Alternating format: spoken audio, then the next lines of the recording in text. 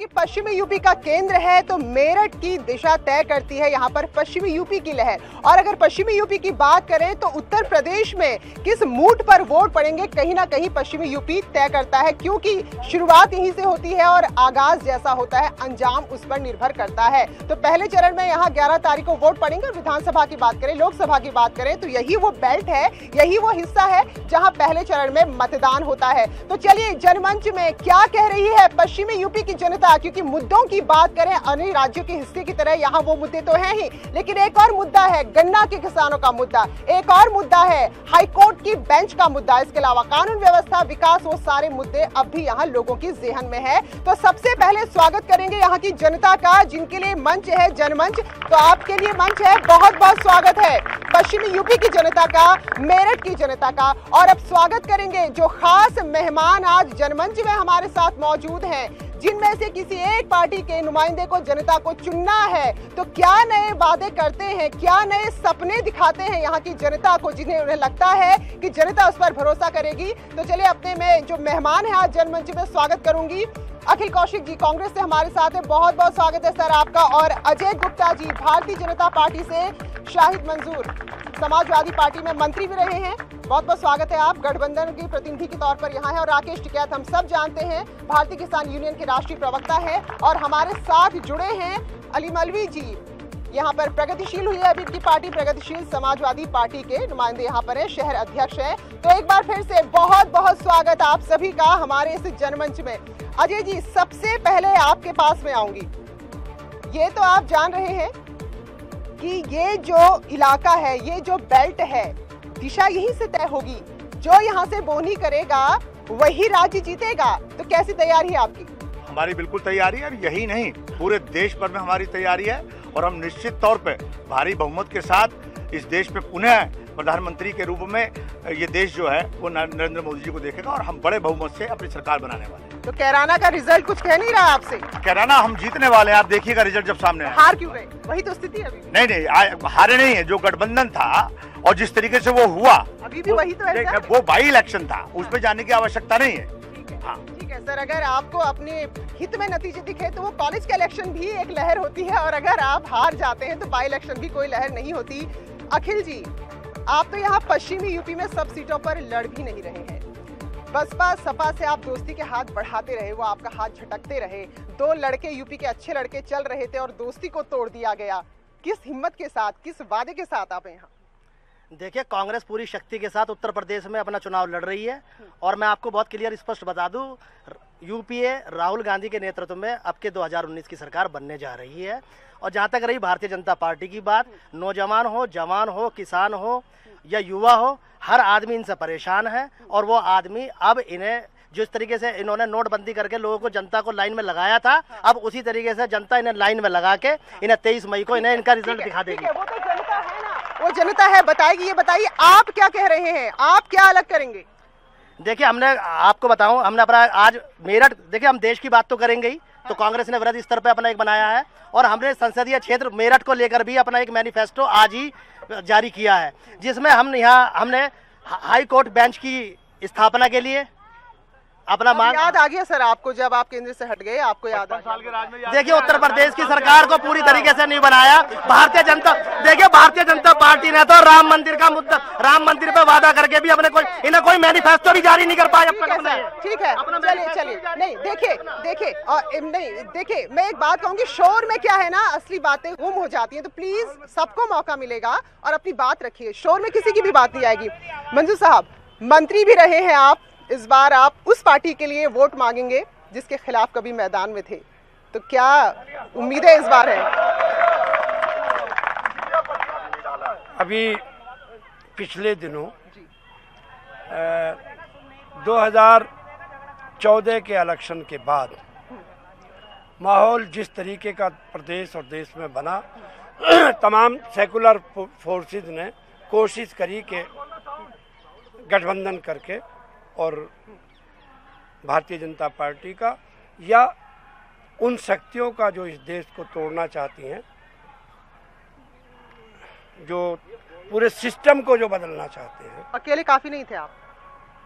अगर अकेले काफी होते अगर अकेले काफी होते तो गठबंधन नहीं करते। तो ये भी सोचने की बात है कि आप कमजोर क्यों हुए। बात है। और सारी उन सेकुलर फोर्सेज ने कोशिश करी है कि सब लोग इकट्ठे हो जाएं और एक ऐसा कैंडिडेट या ऐसी गठबंधन करके गठबंधन का एक कैंडिडेट उतारे। वही समाजवादी पार्टी ने हासिल कर दी है। कोई विचारधारा हो, बात सत्ता के हासिल करने की नहीं है, बात सत्ता हासिल करने की नहीं है, बात डेमोक्रेटिक सिस्टम को बचाने की है। ठीक है, चलिए ये सबसे सुरक्षित जवाब होता है।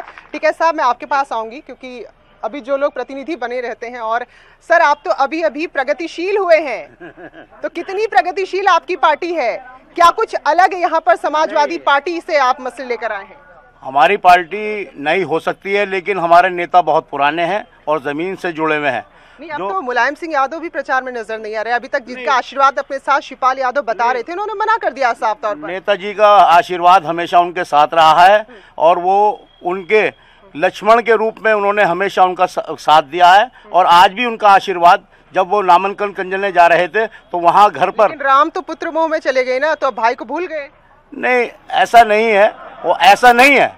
ये तो एक उन्होंने उनको विरासत दी गई थी, जिस तरीके से उन्होंने विरासत छीन कर बैठ गए और अपनों का अपमान नहीं कर पाया। मुझे नेताजी नजर आ रहे हैं, आपकी टोपी में नेताजी नजर आ रहे हैं मुझे, तो कोई फर्क पड़ेगा क्या जो नेताजी प्रचार के लिए मना कर दिया कि शिवपाल यादव का प्रचार नहीं करेंगे? नेताजी हमारे और हमारे राष्ट्रीय अध्यक्ष जी के हमेशा सम्मानित रहे हैं और हमने उनका हमेशा सम्मान किया है। और हमेशा जब हमारी पार्टी का नारा बुलंद होगा तो नेताजी का लिए सबसे पहले नारा लगाया जाएगा। ठीक है। राकेश टिकैत जी, भारतीय किसान यूनियन के यहाँ पर राष्ट्रीय प्रवक्ता है। सर, क्योंकि इस बेल्ट में मैंने जब अभी प्रोग्राम शुरू किया, कैराना उपचुनाव में देखा जिन्ना नहीं गन्ना, ये वो नारा था, हम कह सकते हैं कि जिसने ये बता दिया कि गन्ना कितना बड़ा मुद्दा है जो आपको हरा भी सकता है, जिता भी सकता है। तो क्या जब आपको हरिद्वार से दिल्ली तक आने की जरूरत पड़ती है, आपको क्या लगता है कि सुनी नहीं जा रही है अभी भी? देखो, किसान यूनियन का काम है अपनी किसानों की, गांव की, गरीब की आवाज उठाना। वो सरकार किसी भी पार्टी की है और आज ये किसान संगठन की ही देन है कि देश का प्रधानमंत्री हो, किसान के नाम से शुरुआत करते हैं। किसी भी स्टेट का मुख्यमंत्री हो, वो किसान का नाम लेता है। अपने मैनिफेस्टो में सारी पॉलिटिकल पार्टियां किसान का सवाल उठा रही है, तो ये किसान की बड़ी जीत है। नहीं, लेकिन किसान की जीत तब होती ना जब आपको अब आंदोलन नहीं करने पड़ते, जब आपको यहाँ पर जगह जगह अपनी मांगों को लेकर धरने नहीं देने पड़ते। आंदोलन तो करने पड़ेंगे, आंदोलन तो नई सरकार जो भी आएगी उसके सामने भी करने पड़ेंगे, क्योंकि सरकारें ये मान लेती हैं कि कोई समस्या रही नहीं, खत्म होगी। तो ये वर्तमान जो सरकार है, या यूं कहें कि अभी जो चुनाव हो रहे हैं, आपको क्या लग रहा है कि वाकई में सरकार में सुध ली गई है किसानों की? क्या बात हुई है किसान की और काफी चीजें की भी है। हाँ। इस सरकार ने भी की है। हाँ। बहुत से सवाल किए हैं, बहुत से सरकार, अगर अखिलेश यादव मुख्यमंत्री रहे हैं। हाँ। तो जब भी किसान संगठन कोई चीज कहता है, कोई बात बताता है, तो सरकारें उसको संज्ञान में लेती हैं। हाँ। अभी जो इनका मैनिफेस्टो तैयार हुआ है, वो बीजेपी का हुआ हो या कांग्रेस का हुआ हो, दोनों बड़ी पार्टी को हमने अपने एजेंडे उनके मैनिफेस्टो में डलवाए हैं और दिए हैं हमने। ठीक है, तो चलिए, जो गन्ना किसानों को लेकर दूसरे दल बीजेपी पर हमला बोलते हैं, तो इतनी ज्यादा अभी यहाँ पर गन्ना किसानों की बेरुखी नहीं हुई है। अब जनता के पास हम जाएंगे, यहाँ पर किसानों की ही हम पहले बात कर लेते हैं। तो क्या वाकई में जो गन्ने का बकाया भुगतान का मसला था वो हल हुआ है? मैं किसान लोग जो है हमारे भाई हैं, उनसे हम बात करना चाहें, कोई है क्या? जी बताइए। जी, ये हल हुआ है क्या? बहुत हद तक हल हुआ है, बहुत पेमेंटें हुई हैं। किसान आज की तारीख में बहुत खुश है और विरोधियां सारी जो है दुष्प्रचार कर ये जताना चाहते हैं कि कुछ नहीं हो रहा। बताइए। हाँ, ठीक। सर, मिल गया सारा भुगतान? मिल गया भुगतान? कोई भुगतान नहीं हुआ, सब झूठी बात है। इस सरकार ने झूठा वादे करके छड़ा है। नहीं, तो आपके लिए तो पैकेज भी जारी हुआ हजारों करोड़ का। पैकेज नहीं हुआ, किसी के लिए नहीं हुआ। सब कहना है, ये सब लॉलीपॉप है, दिखावा है बस। तो क्या यहाँ पर जो चीज, हाँ, तो जो मेहनत किसान कर रहा है, क्या मिल रहा है क्या उसका दाम? नहीं मिल रहा मैम, नहीं मिल रहा। अप्रैल चल रहा है और अभी तक भी ईंखें खड़ी हैं। अब जाके देखो, अभी तक भी ईंख खड़ी है और ना तो पर्ची आ रही है ठीक से, और ना ही जो है गन्ने का पेमेंट हो रहा है, और ना ही पूरा मूल मिल रहा है किसानों को। और किसानों का बिजली का बिल बढ़ गया। चलिए सर जी, अजय जी के पास जाऊंगी। सर, देखिए, किसानों के प्रतिनिधि के रूप में राकेश टिकैत जी मौजूद हैं। ठीक है, लेकिन आप सुन लीजिए, मैं कह रहा हूँ, मेरी बात लेकिन सबकी राय एक सी नहीं हो मेरी सकती बात ना सुन सर। लीजिए। ठीक है। जो प्रतिनिधित्व करते हैं पश्चिम क्षेत्र में और पूरे प्रदेश में और देश में राकेश टिकैत जी किसानों का, वो संतुष्ट हैं। और मैं आपको बता दूं, लगभग 86 करोड़ किसान इस देश के इस सरकार में लाभान्वित हुए हैं। सर, कैराना के बाद याद आया आपको किसान? जी, केंद्र ने देखिए, पैकेज जारी किया सर कैराना के बाद, जब याद हार गए, कब जब आया, किसान ने बता दिया याद आपको। कब आया, क्या हुआ, कब हुआ, इसकी बात नहीं है, लेकिन 86 करोड़ किसानों को इस सरकार से लाभ मिला है और किसान खुश है। और निश्चित तौर पर एक बात और भी मैं कहना चाहता हूँ कि किसानों की समस्या को मैं कहूँगा हमने समाप्त कर दिया है, या सरकार ने बिल्कुल ऐसा नहीं है। किसान बिल्कुल निश्चित तौर पर परेशानी में है और आगामी जो योजनाएं हमारी हैं उसमें किसान की आमदनी हम दुगनी करके दिखाएंगे। ठीक है सर। किसानों को दिल्ली में घुसने नहीं दिया गया, मारा पीटा है, किसानों को मारा पीटा गया। और मेरठ के अंदर की बात बताऊं तो 856 करोड़ रुपया किसानों का बकाया है। किसानों की दुगनी आय का वादा किया गया था, इस 5 साल में ये निभा नहीं पाए। मैनिफेस्टो की बात नहीं करते ये, क्योंकि इनके पास अपना कोई विजन ही नहीं है। कुछ ये कौन से वादे करे, अगर इन्हें सब पूरे भारत को पता है कि हमारे देश के अंदर क्या चल रहा है। अगर कोई जुमलेबाज है तो पूरा जनता बता देगी कौन है। आप जुमलेबाज बताइए तो जनता बताएगी कौन है जुमलेबाज। आप आपको भी तो मजबूरी है, 72,000 की आपको घोषणा करनी पड़ी ना, आपको लगा कि हम पीछे रह गए? नहीं, ऐसा कुछ नहीं है। कांग्रेस देखिए, इन्होंने 15 लाख का वादा किया था, पूछो किसके खाते में आए। कांग्रेस ने कहा 72, कोई खाते में नहीं आए है? हमारे राहुल गांधी जी ने 72,000 रुपए का वादा किया। और सुनिए, 72,000 रुपए का, देखिए मैं फिर बोलूंगा तो फिर आप छोड़े। राहुल गांधी जी ने 72,000 रुपए का वादा किया है। Rahul Gandhi is the man of the words, जो कहते हैं वो करके दिखाते हैं। जवाबदेही आपकी। ठीक है। सरकार आपकी रही ना केंद्र में ज्यादा? नहीं, ठीक है सर, सरकार केंद्र में आपकी ज्यादा रही। आज भी अगर इस तरह के पैकेज की जरूरत पड़ रही है तो कौन जिम्मेदार है? ठीक है, मैं और मसला जी। मैडम, गन्ने की पेमेंट हुई नहीं, गन्ना किसान परेशान है, विद्यार्थी परेशान है, स्टूडेंट परेशान है, रोजगार मिला नहीं बिल्कुल भी। सारी झूठ फ्रॉड पे सरकार चल रही है, रोडों में गड्ढे हैं। ठीक है। कोई बात करता है मैडम? मेरा सवाल भाजपा के प्रवक्ता से है, जो हमारे यहाँ के सांसद राजेंद्र अग्रवाल जी 2009 में पहला नॉमिनेशन पहला, उन पर कर्जा था, किराए का मकान था, आज बंगला है, कोठी है, गाड़ी है, करोड़ों रुपए का उन्होंने अपने उसमें दिया है। जब अखिलेश का बंगला तोड़ा गया देखा था? सुनो और अपनी निधि भी इन्होंने बेची है प्राइवेट स्कूलों को। ठीक है। मैडम, मैं बताना चाहूंगी, ये लोग जो बोलते हैं, इतनी आवाज उठाते हैं, महिलाओं का उत्पीड़न, किसानों का उत्पीड़न, गड्ढा मुक्त सड़कें, कौन सा इनका वादा सच्चा निकला? किसानों का उत्पीड़न, किसानों ने कौन सी हत्यारी करी? बताओ तो सही आप हमें। परसों भी एक लड़की के ऊपर ऐसे फेंक दिया गया, ये अपने नारे लगाते हैं, क्या चीज यहाँ पर सच्ची हुई है? बिल्कुल ठीक है। महिलाओं की सुरक्षा का मुद्दा यूनिवर्सल मुद्दा ये होता जा रहा है और हर जगह इसी को लेकर आवाज उठ रही है। तो कुछ महिलाएं भी हमारे साथ हैं जी। ठीक है मैम, आपसे हम जानना चाहेंगे, क्या वाकई में महिला सुरक्षा की बात करें या फिर मुस्लिम महिलाओं की बात करें, बीजेपी पार्टी गंभीर है उस पर लेकर? जी, बीजेपी पार्टी गंभीर है, महिलाओं के सुरक्षा के लिए वचनबद्ध है। जो मोदी जी ने वादा किया था। अरे खामोश हो जाइए, 1 मिनट सुनिए बात महिलाओं की। आप क्या महिलाओं की इज्जत करते हैं, सम्मान करते हैं, जो महिलाओं की बात भी नहीं सुनना चाहते? 9 करोड़ मुस्लिम महिलाओं को इंसाफ दिलाया है मोदी जी ने। 9 करोड़ मुस्लिम महिलाएं जो तलाक बिद्दत जैसी समस्या से जूझ रही थी, दर ठोकरें खा रही थी, उनकी सुध-बुध सिर्फ मोदी जी ने ली और किसी ने नहीं ली। मैं कांग्रेस से भी मैं एक सवाल पूछना चाहती हूँ कि जो उन्होंने मैनिफेस्टो तैयार किया है, क्या उसमें इमरान खान भी शामिल था उनके साथ? क्योंकि उन्होंने राष्ट्र विरोधी मैनिफेस्टो तैयार किया। जी सर। महिला सुरक्षा में मैं ये कहना चाहता हूँ, जो 25 साल पहले गैस काउंट करा था मुलायम सिंह के आदमियों ने, और आज मायावती खुद उसके बच्चे के साथ मिल गई है कि सुरक्षा योगी जी की सरकार में मोदी सरकार बिल्कुल सुरक्षित है। वो सुरक्षित हो गई है। देखिए मैम, मैं एक बात कहना चाहता हूँ, मेरठ में केवल भारतीय जनता पार्टी का प्रत्याशी जीतने के लिए चुनाव लड़ रहा है। बाकी सारी पार्टियां केवल वोट कटुआ पार्टियों की तरह। कांग्रेस के पास अपना कोई उम्मीदवार नहीं है, वो हमेशा बाहर से उम्मीदवार लाते हैं। गठबंधन ने मुश्किल खड़ी कर दी ना। गठबंधन के पास ताकत नहीं है, इसलिए वो ठगबंधन आपस में मिल रहे हैं, इसलिए इनके पास अपना कोई ऐसा व्यू नहीं है। सपा और बसपा की सरकारें रही हैं, वो अपने इतने कार्यकाल में एक प्रत्याशी नहीं तय कर पाए, केवल भाजपा का विकास रथ रोकने के लिए ये लड़ रहे हैं, ये कोई जीतने के लिए नहीं लड़ रहे। विकास किया था इन्होंने 5 साल, इन्होंने इतना ही विकास किया था, तो फिर आज गठबंधन क्यों किया? बनी साहब जवाब दीजिए, अगर आपने इतना विकास किया था गठबंधन क्यों किया आपने, जो मेरा भी सवाल था। कई मुद्दे हैं जो यहाँ से उठाए गए जी। पहली बात तो ये, एक मिनट, हाँ शांत, हाँ हाँ। पहली बात ये कि किसान का मुद्दा है, किसान से बात की जाए। जितने भारतीय जनता पार्टी के लोग यहाँ पर बैठे हैं, इनसे जीएसटी की बात करी जाए, इनसे नोटबंदी की बात करी जाए। किसान के मुद्दे पर किसान जितने ये बैठे हैं, एक भी किसान नहीं है, एक भी किसान नहीं है। किसानों से बात करो, ये किसान बैठे इनसे बात करो, वो किसान बैठे उनसे बात करो। बात जिसका मुद्दा है उससे बात करो तो ठीक है। और महिलाओं की बात भी आपने सुनी। आप जिस पार्टी पर सांप्रदायिक होने का आरोप लगाते हैं, महिलाएं कह रही हैं कि भाई हमारी सुध तो किसी ने ली है। हमारी सबसे पहले अगर कोई ठोस काम जमीन पे कुछ किया है तो 1090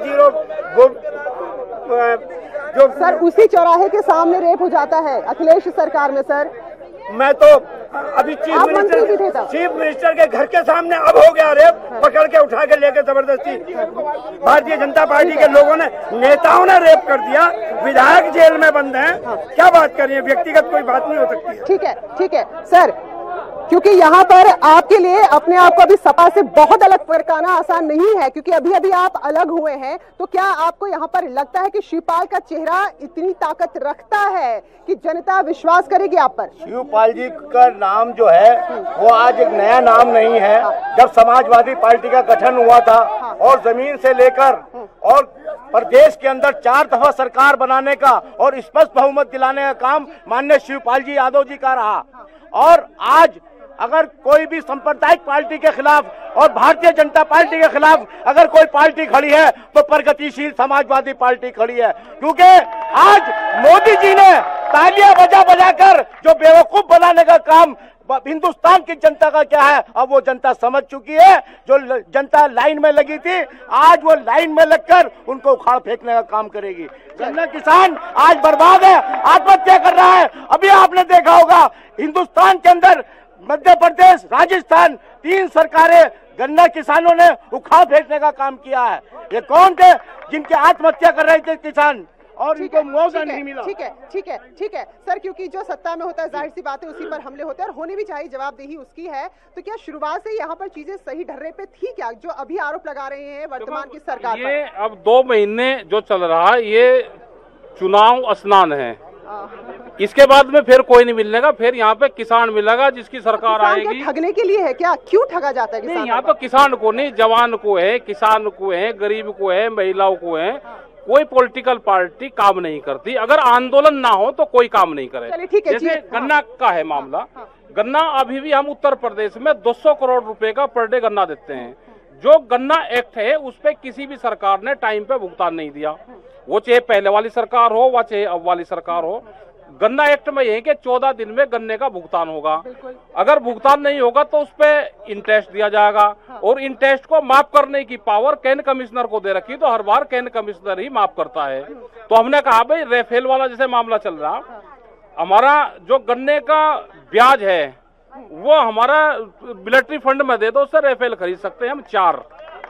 हम कह रहे कि दे दो आप उसको, लेकिन नहीं है। ये पॉलिटिकल स्टैंड होते हैं सारे। अगर देश में किसान आंदोलन कमजोर होगा तो ये पॉलिटिकल पार्टियां हावी होंगी। हमें आंदोलन, हमारा महत्व है, हमारा ना किसी वोट को है कि आप किसको वोट दो किसका ना दो। हमारे लोग बैठे हुए हैं, वे जिसको भी वोट देना चाहते हैं, क्योंकि वोट देश में आस्था का सवाल है। वोट किसी मुद्दे पर नहीं जा रही, और जो सरकार काम नहीं करेगी, किसान आंदोलन हुए तो 3 स्टेट की सरकार गई, पहले कांग्रेस ने काम नहीं करा, कांग्रेस ने काम नहीं करा तो उनकी गई, अगर ये भी काम नहीं करेंगे तो इनकी भी जाएगी। बिल्कुल। तो क्या ठीक है, मैं मेरठ की जनता से जानना चाहती हूँ, क्या मुद्दे नहीं है क्या आप लोगों के पास? क्या जब आप वोट देने जाते हैं केवल यहाँ पर हिंदू मुस्लिम, जाट मुस्लिम, या ये तमाम बातें बच जाती हैं? जी, मुद्दे क्या है? मुद्दे ये है कि हिंदुस्तान के अंदर ये बीजेपी के लोग दुनिया भर के मुद्दे उठाते हैं कि हमने ये किया, हमने ये किया। ये सुन, ये लोग 15 लाख का जीएसटी क्या क्यों नहीं तारीफ करते कि ये कहते हमने अच्छा काम किया? क्या जीएसटी और नोटबंदी अच्छा काम था? चलिए, कोई व्यापारी तबका बैठा है क्या यहाँ? व्यापारी बैठे हैं क्या यहाँ? ठीक है, व्यापारी से ये आराम से व्यापारी बैठे। जी हाँ सर, एक मिनट, जो व्यापारी नहीं पार्टी से जुड़े, हाँ जो व्यापारी हैं सर, ठीक है, एक मिनट, हाँ देखिए जो व्यापारी हैं सर, जीएसटी नोटबंदी ने नुकसान किया क्या आपका? कोई नुकसान नहीं किया, सारे व्यापारी खुश हैं और नोटबंदी से काले धन पर रोक लगी है और जीएसटी से व्यापारी को बहुत फायदा हुआ है। जो व्यापारी काले धन से परेशान रहता था, उसने एक नया सिस्टम, नया भारत बनाया। उसकी आने वाली पीढ़ी सर आप शाम सुनाई नहीं देगा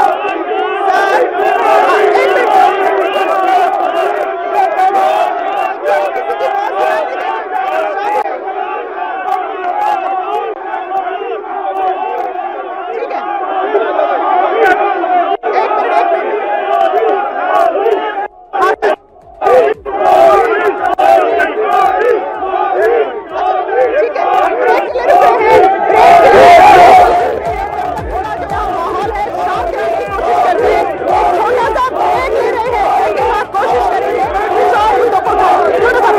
और सवाल यही उठ रहा है कि जिस एक बड़े फैसले ने यहाँ पर छोटे कारोबारियों को प्रभावित किया, क्या वो मुद्दा है? क्या वाकई में जो व्यापारी था वो उससे प्रभावित हुआ है? तो इधर कुछ व्यापारी, प्लीज शांति से अपनी बात रखिए सर।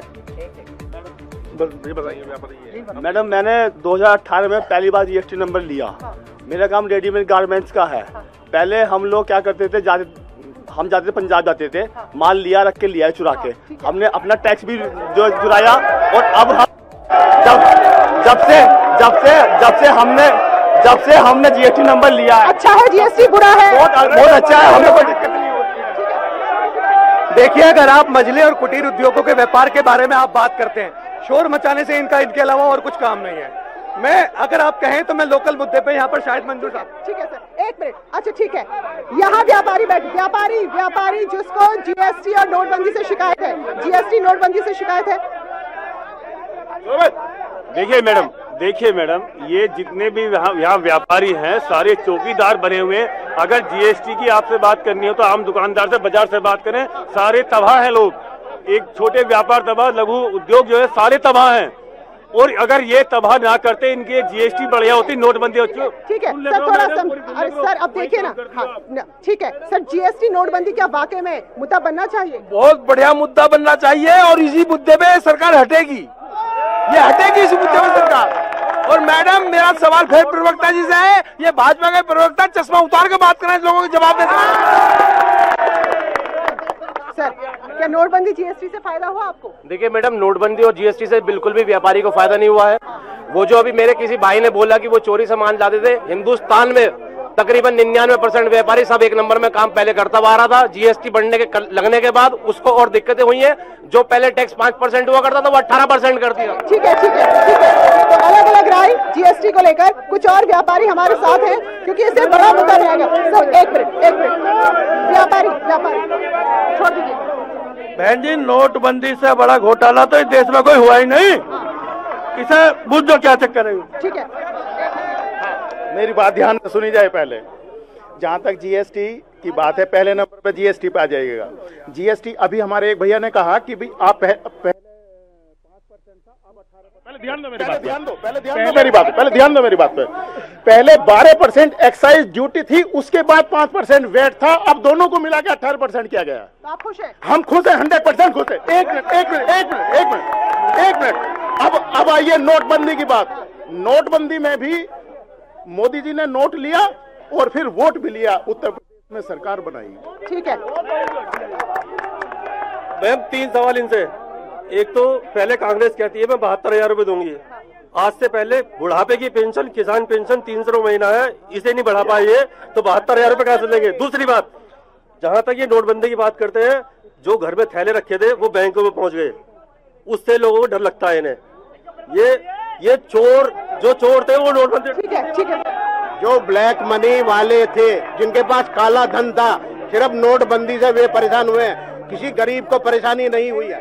जहाँ तक जीएसटी की बात है, जीएसटी में 12.5% एक्साइज थी। ठीक है, आप इतना बताइए, आप खुश हैं कि नहीं? अब दूसरी बात है, पश्चिमी उत्तर प्रदेश का व्यापारी इसलिए परेशान था, दिल्ली में 2% वैट था, यहाँ 5% था, इसलिए यहाँ जब माल कम खरीदा जाता था व्यापारी परेशान था यहाँ का। आप खुश हैं? अब व्यापारी खुश है। मैम मैं सभी रोजगार कैसे मिलेगा युवाओं को? रोजगार कैसे मिलेगा? युवाओं को 6,000 रुपए नहीं चाहिए, उसे रोजगार चाहिए। बिल्कुल, ये बात सही है। बिल्कुल, बैसाखी की जरूरत नहीं है, फ्री का कुछ नहीं चाहिए, बैसाखी की जरूरत नहीं है, बैसाखी की जरूरत नहीं है। जीएसटी से पारदर्शिता आई है और नोटबंदी से भी पारदर्शिता आई है। जो लोग चाहते हैं कि हम पारदर्शी रहें वही इस पार्टी को चाहेंगे, बाकी कोई अन्य नहीं चाहेगा।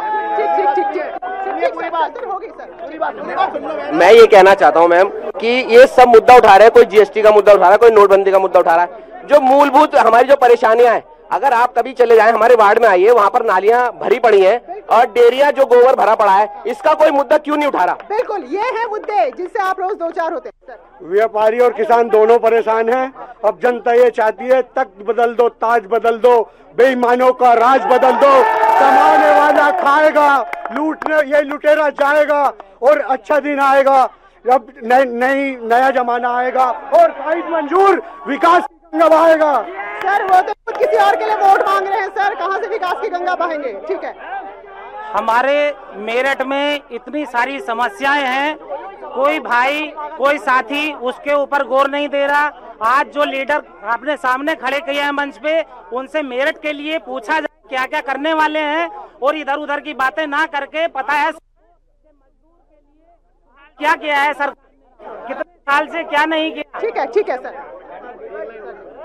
मेरा सिर्फ एक सवाल है माननीय नरेंद्र मोदी जी से कि उन्होंने जब 2014 में अपना घोषणा पत्र जारी किया, मैं पूछना चाहता हूं कि घोषणा पत्र का एक भी काम वो पूरा करा सके? क्या कोई विकास करा सके? ये तक तो हो गया। अरे भाई, आपकी दिल्ली मेरठ की दूरी कम करा रहे हैं। नहीं, कोई विकास नहीं हुआ। विकास तो पागल हो गया मैम। ठीक है। मैं ये पूछना चाहता हूँ मैडम कि बीजेपी के प्रवक्ता से खेत में मर रहा है किसान और जवान मर रहा है सीमा पर, और इन्होंने 3 मुद्दे करे हैं। 3 मुद्दे ये करे हैं कि इन्होंने ना तो कोई रोजगार दिया है, ना कुछ दिया है, नौजवानों को पकौड़ों का मुद्दा दे दिया और भगोड़ों का साथ दे दिया। इन्होंने ये मुद्दे दिए इन्होंने। मैडम, अगर नोटबंदी और जीएसटी अगर भारत सरकार का और माननीय वित्त मंत्री का एक सफल योजना थी तो आप उसके नाम पे वोट क्यों नहीं मांगते? सुनिए पहले पूरी बात, एक मिनट मेरी बात सुनिए। आप व्यापारी को चोर कह रहे हैं। आज ये स्थिति आ गई है व्यापारी की, एक आम व्यापारी की पीड़ा कोई क्या जाने। ये सब सिर्फ और सिर्फ हमारे मेरठ में 70 व्यापारिक संगठन है, सब नेतागिरी कर रहे हैं। आम व्यापारी की चिंता कौन कर रहा है बताइए? ठीक है। मैं व्यापारी की बात नहीं करता, मैं केवल बात करता हूँ एजुकेशन की। मैं एक मेडिकल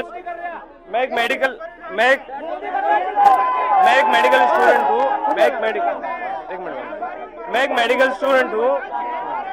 मैं एक मेडिकल स्टूडेंट हूँ। मैं किसी पार्टी पक्ष से नहीं हूँ, मैं किसी राजनीतिक स्तर से नहीं हूँ, मैं एक सोशल वर्कर हूँ और एक सोशल वर्कर के नाते कहना चाहता हूँ कि माननीय प्रधानमंत्री जी ने मेडिकल विभाग, यूजीसी और गवर्नमेंटल ऑर्गेनाइजेशन, सीपेट और जितने भी गवर्नमेंटल ऑर्गेनाइजेशन का मेडिकल डिपार्टमेंट तैयार किया है, 60% कंसेशन दिया है माननीय प्रधानमंत्री जी ने। मैं एक समाज सेवी होने के नाते प्रधानमंत्री जी को धन्यवाद देना चाहूँगा।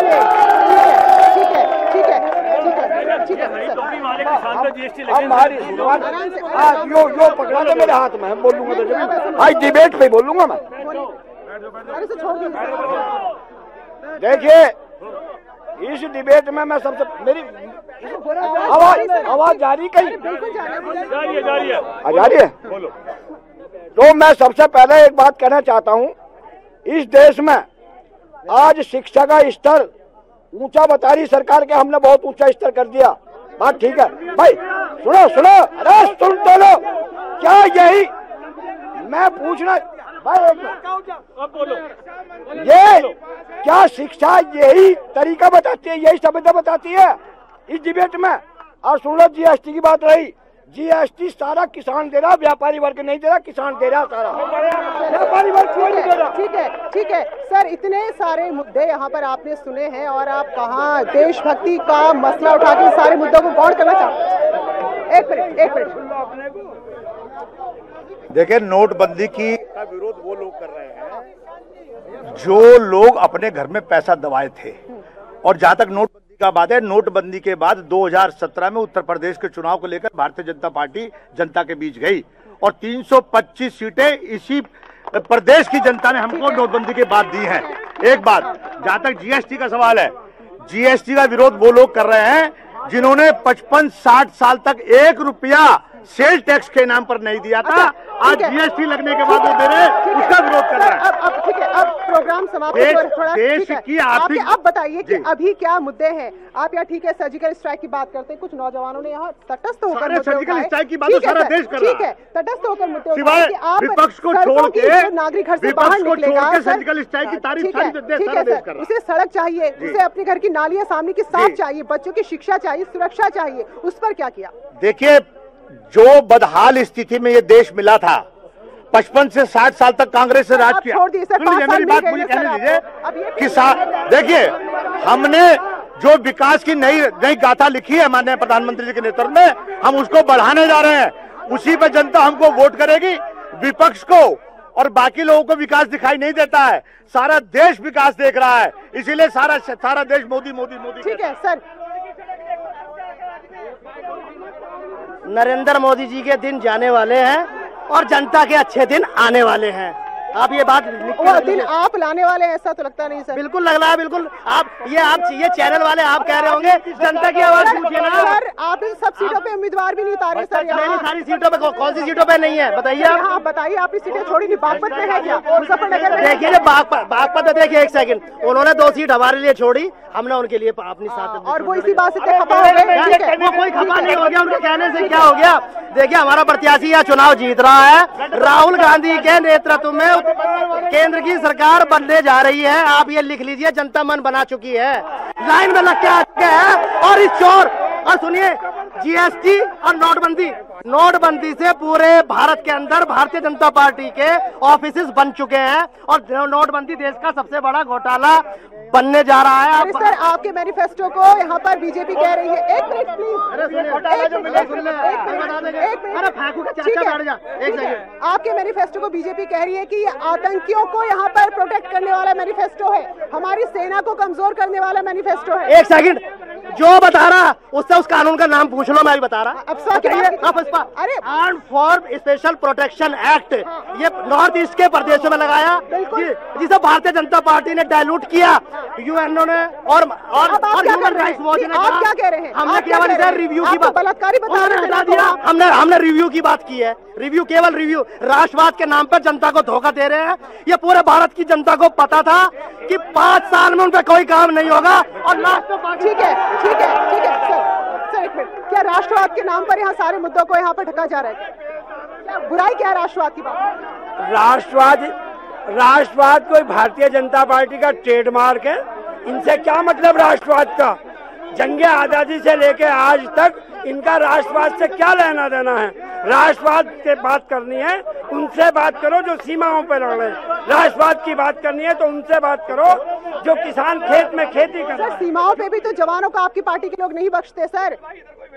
बात उनसे करो जो सीमाओं पर लड़ रहे हैं, वो है राष्ट्रवादी।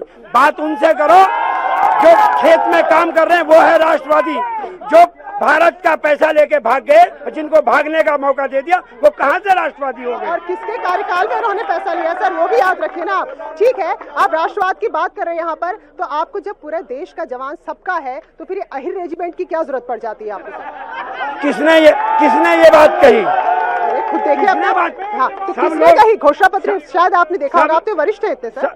सब लोग अपने अपनी बात करते हैं। सब लोग, जाट रेजिमेंट है, सिख रेजिमेंट है, गोरखा रेजिमेंट है, सारी रेजिमेंट है, सबकी रेजिमेंट। ऐसा नहीं है कि कोई एक अहीर के नाम पर रेजिमेंट की बात करो या किसी, तो सारी रेजिमेंट है, सब लोग। तो फिर क्या आप सेना को नहीं बांट रहे? हम तो सेना को उनसे बात करो।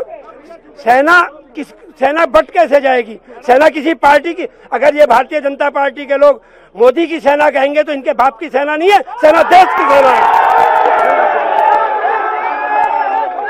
जी बताइए। अभी मेरे कांग्रेस के मित्र ने कहा कि राष्ट्रवाद नहीं सिखाएंगे। ये बताएंगे कि इनकी रैलियों में पाकिस्तान जिंदाबाद के नारे लगते हैं? इनके यहाँ पाकिस्तान जिंदाबाद के नारे लगते हैं, क्यों? ये सबूत मांगते हैं, ये सर्जिकल स्ट्राइक का सबूत मांगते हैं, ये सर्जिकल स्ट्राइक का सबूत मांगेंगे। सर झूठ क्या? क्या गुलाम नबी आजाद यहाँ पर बात करें, तमाम नेताओं की बात करें, नहीं मांगे क्या आपने सबूत? झूठ कहाँ से? कमाल राष्ट्रवाद क्या मुझे भारतीय जनता पार्टी से और आरएसएस से सीखना पड़ेगा? बिल्कुल नहीं, किसी से नहीं।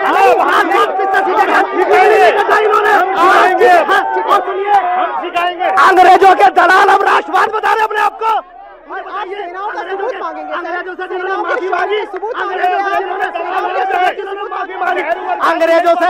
माफी मांगी, क्या अंग्रेजों से माफी मांगी? सर सर क्या ये मुद्दे गायब हो गए हैं क्या? सर देखिए आप, भारतीय जनता पार्टी के लोग जो आजादी में अंग्रेजों के एजेंट थे, आज वो आजादी की बात करना थे। सेना हमेशा सेकुलर रही है, हमेशा देश के हर नौजवान ने सेना का साथ दिया है, हर सरकार ने सेना का साथ दिया।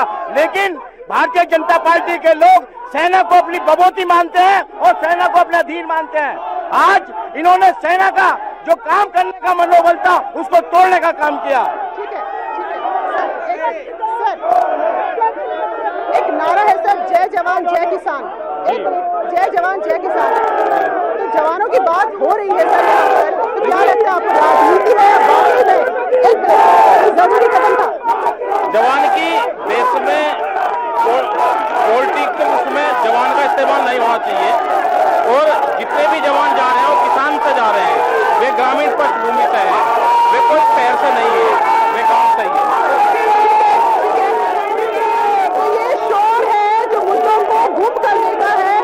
हालांकि इस सब के बीच में भी कुछ मुद्दे जरूर थे, लेकिन ये बात आप जान लीजिए कि जो मूलभूत मुद्दे हैं वो शायद ही इस चुनाव में भी कहीं किसी प्रत्याशी को लेकर लोगों के ज़हन में आए जब वो वोट करने जाएंगे। तो मेरठ से जनमंच में आज बस इतना ही।